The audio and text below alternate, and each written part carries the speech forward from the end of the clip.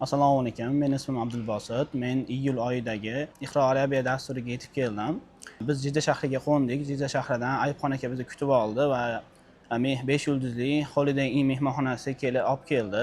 Mehmonxona sharoitlari juda yaxshi. Xohlagan paytimiz o'zimiz tozalatib chaqirsak bo'ladi, xohlagan paytimiz suv chaqirsak bo'ladi. Ovqatlari o'zbek ovqat, milliy taom.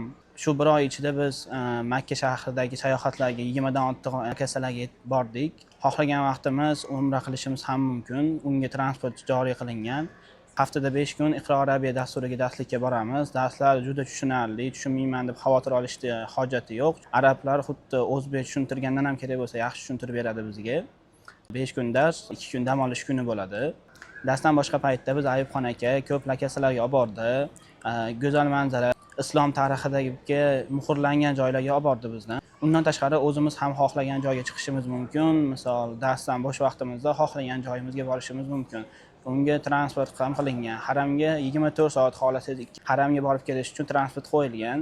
Mehmonxonaning o'zida darslar qilish uchun sharoit qilingan. Xohlasangiz xonada qilasiz, xohlasangiz pastga tushib, dars qilishga mo'ljallangan joyda qilasiz. Biz haqimizda shuncha foydali ma'lumotlarni aytdingiz. Endi bizni faoliyatimizdagi kamchiliklarni ham aytib bering. Qanday kamchiliklar bor?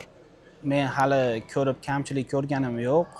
Kamchilik bor deya olmayman, chunki biz tasavvur qilganimizdan ham ko'p narsa ko'ryapmiz bu yerda. Biz kutmagandik bunaqa narsalar bo'lishini yoki ancha yaxshi. Akademiyada arab tilini arablar o'rgatishyapti. Dars jarayonida qiyinchiliklarga duch kelmayapsizmi? Yo'q, umuman qiyinchilik yo'q. Kerak bo'lsa, o'zbek ustozdan ham yaxshiroq bizga tushuntirib olib boryapti. Misol, biz birinchi sinfda o'zbek maktablarida ustozlar qanday o'rgatgan bo'lsa, xuddi shunday bizni tushuntirishyapti. Arablarni o'rgana olmayman deb xavotir olish shart emas. Bemalol tushunasiz va bemalol o'qiy olasiz.